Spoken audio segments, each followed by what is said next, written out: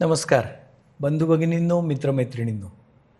Stress management या आपल्या कोर्सच्या पुढच्या भागामध्ये म्हणजे 6व्या भागामध्ये मी तुमचं परत एकदा मनापासून स्वागत करतो. गेल्या 5 भागांमध्ये आपण ताण नियोजनाच्या आणि ताण व्यवस्थापनाच्या वेगवेगळ्या गोष्टींचा विचार केला, त्याचा अभ्यास केला. आपण ताण व्यवस्थापनाच्या 5 महत्त्वाच्या स्टेप्स देखील बघितल्या आणि मागच्या भागामध्ये आपण एक टेस्ट देखील अटेम्प्ट केली. त्या टेस्टमध्ये आपण आपल्या स्वतःच्या व्यक्तिमत्वाबद्दल काही प्रश्नांची प्रामाणिकपणे उत्तरे दिली. त्या उत्तरांच्या अनुषंगाने आपल्या मनावर साधारण कितपत ताण आहे हे आपण बघितलं आणि तो जो स्कोअर आला होता त्या स्कोअरच्या निमित्तानं आपण कितपत प्रयत्न करायचे आहेत आपल्या मनावरचा ताण कमी करण्यासाठी किंवा ताणाचं व्यवस्थापन करण्यासाठी याचा अंदाज देखील आता आपल्याला आलेला आहे. या पुढच्या भागामध्ये आपण 7 महत्त्वाच्या स्टेप्स बघणार आहोत.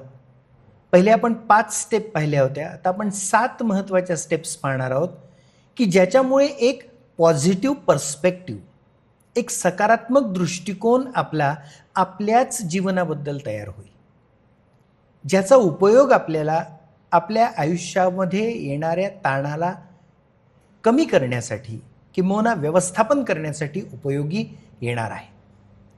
या 7 स्टेप्स शिकणं गरजेचं आहे. एक एक स्टेप आपण सावकाश बघूयात आणि तसे त्या अनुषंगाने बदल आपल्याला कोणते करता येतात, तसा ॲप्रोच आणि तसा ॲटिट्यूड आपल्याला कसा तयार करता येतो हा बारकाईने विचार आपल्याला करायचा आहे.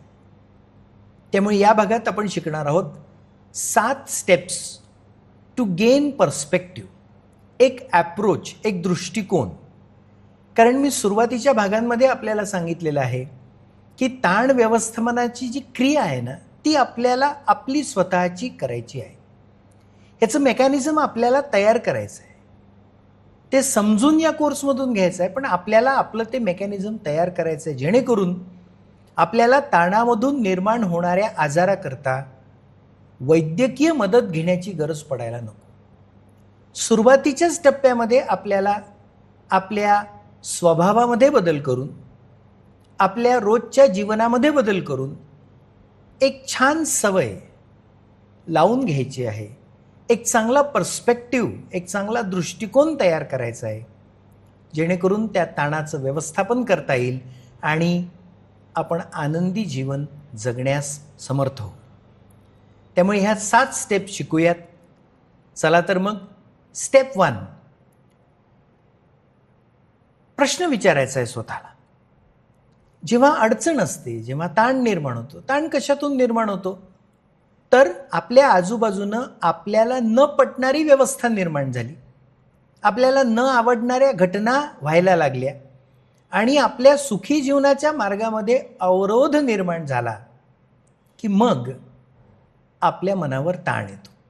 ताण येण्याची अजून एक प्रक्रिया असते की जे नीट नियमित आपलं आयुष्य चाललेलं आहे त्याच्यामध्ये कुठेतरी डिस्टर्बन्स निर्माण झाला, काहीतरी वेगळेपण निर्माण झालं जे मुळात आपल्या सुखकर आणि सरळ मार्गी आयुष्याच्या मध्ये अवरोध निर्माण करणार आहे आणि त्यामुळे देखील ताण होतो.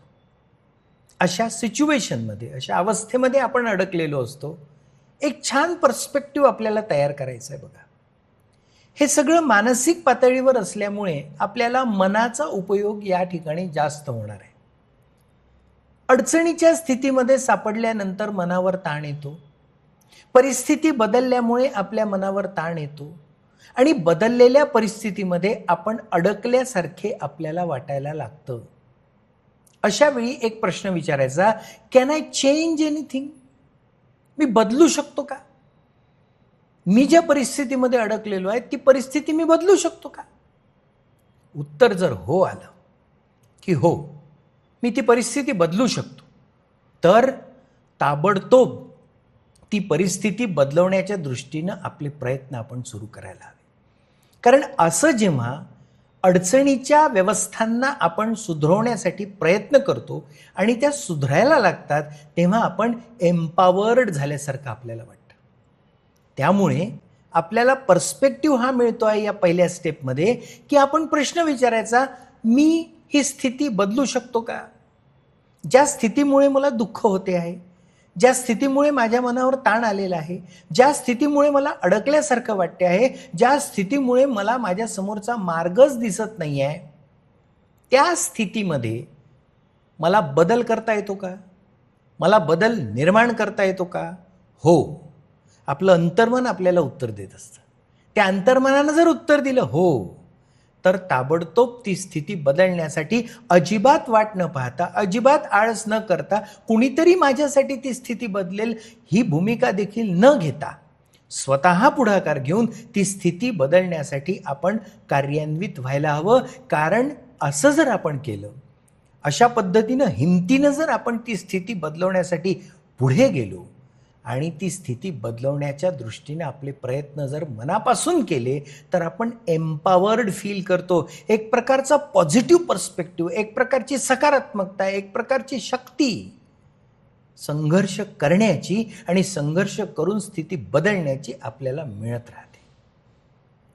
त्यामुळे आपल्या या प्रश्नाचं उत्तर जर हो असेल की हो, मी परिस्थिती बदलू शकतो, तर आपण ती परिस्थिती बदलवण्याच्या दिशेनं कामाला लागायला हवं.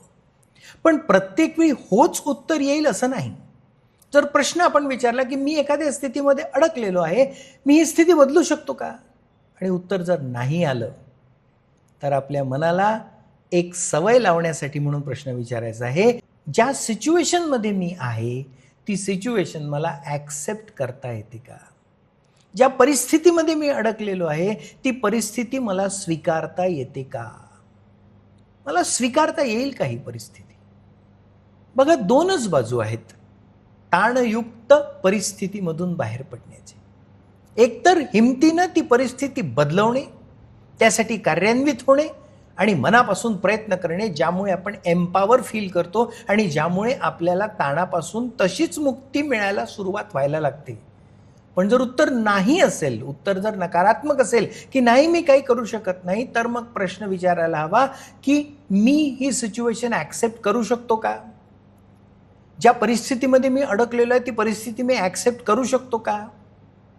अशी जेव्हा स्वीकारली जाते परिस्थिती, त्यानंतर आपण ही जी एनर्जी आहे ना, जी या सिच्युएशनला रोखण्यासाठी आपण वापरतो, ती वापरणं किंवा खर्ची घालणं बंद करतो आणि आपण रिलॅक्स व्हायला लागतो. बघा कसे मनाचे खेळ आहेत आणि त्या मनाच्या खेळांमधूनच आपल्याला मार्ग निघतो. आपण एखाद्या वाईट परिस्थितीमध्ये अडकल्यानंतर आपण आपली संपूर्ण एनर्जी त्या परिस्थितीच्या विरोधात उभी करतो. त्या परिस्थितीच्या विरोधात त्याला सैन्य म्हणून वापरतो आणि मग त्यामध्ये आपली एनर्जी खर्ची व्हायला लागते.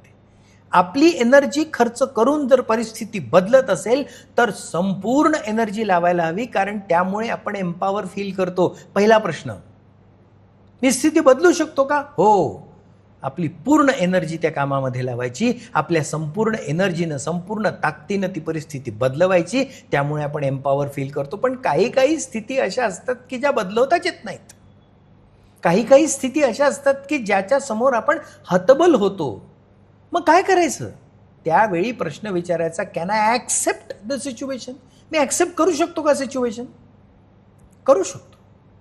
आणि करू शकण्याची मानसिकता तयार केल्यानंतर मग सकारात्मक दिशेनं पाऊल उचलण्यासाठी मार्ग उघडायला लागतात. आणि मग जी एनर्जी आपण खर्च करतोय ना विरोध करण्यासाठी, आणि विनाकारण वाया जाते आहे, कारण परिस्थिती बदलणारच नाही आहे, ती एनर्जी वाचायला लागते, ती एनर्जी स्टोअर व्हायला लागते आणि मग आपण रिलॅक्स होतो. रिलॅक्स झाल्यानंतर मग मात्र ज्या अडचणी आहेत त्या अडचणीवर मात करण्यासाठी आपल्याला मार्ग सापडायला लागतात. मी आपल्याला एक छान उदाहरण देतो.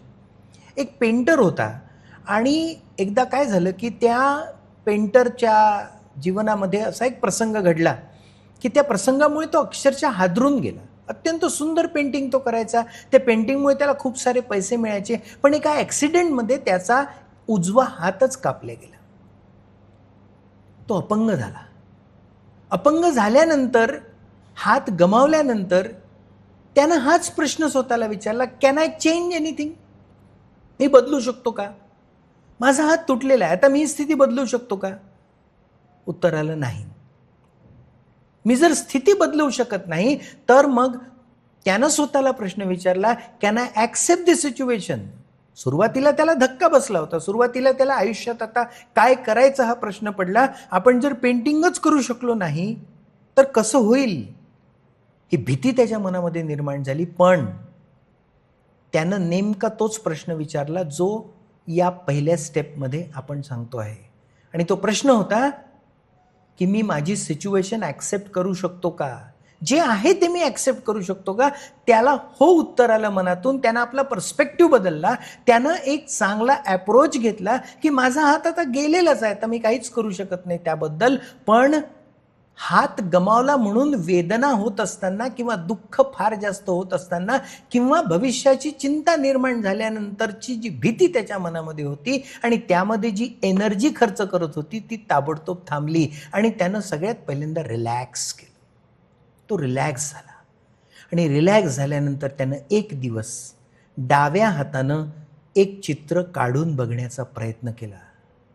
मुळात तो कलावंत असल्यामुळे त्याच्या असं लक्षात आलं की फार अडचण जात नाहीये, मला डाव्या हातानं देखील सुंदर चित्र काढता येतं.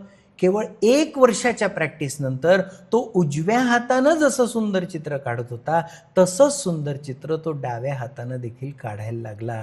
याला म्हणतात ताण व्यवस्थापनाची पहिली स्टेप. किती सुंदर स्टेप आहे बघा. असा प्रश्न अशा सिच्युएशनमध्ये आपण स्वतःला विचारायला हवा. असा पण भाग राहू शकतो की आपण आपल्या पूर्ण मेहनतीनं आणि एनर्जीनं परिस्थिती बदलवून टाकू शकू. ते करायला हवं. पण तसं जर होत नसेल तर कुढत राहण्यापेक्षा, आपली एनर्जी चुकीच्या दिशेनं वाया घालवण्यापेक्षा, फ्रस्ट्रेट होण्यापेक्षा, पूर्ण खचून जाण्यापेक्षा, आयुष्य संपलं की काय अशा स्थितीपर्यंत पोहोचण्यापेक्षा किंवा कधी ते वेदनादायी आयुष्य संपवून टाकण्यापेक्षा अशी ही स्टेप कधी लोक घेतात. ती चुकीची असते. त्याला पर्याय फार सुंदर आहे. Can I accept this situation? मी ही परिस्थिती ॲक्सेप्ट करू शकतो का? आणि परिस्थिती जर मी ॲक्सेप्ट केली तर मग माझी एनर्जी वाचवून मला मग जगण्याचे वेगवेगळे मार्ग सापडतात आणि ते मार्ग आपल्याला एका चांगल्या दिशेनं न्यायला लागतात, ज्या दिशेचं नाव आहे आनंदमयी जीवन. त्यामुळे पहिल्या स्टेपमध्ये आपल्याला अशा पद्धतीनं रिलॅक्स करता आलं पाहिजे.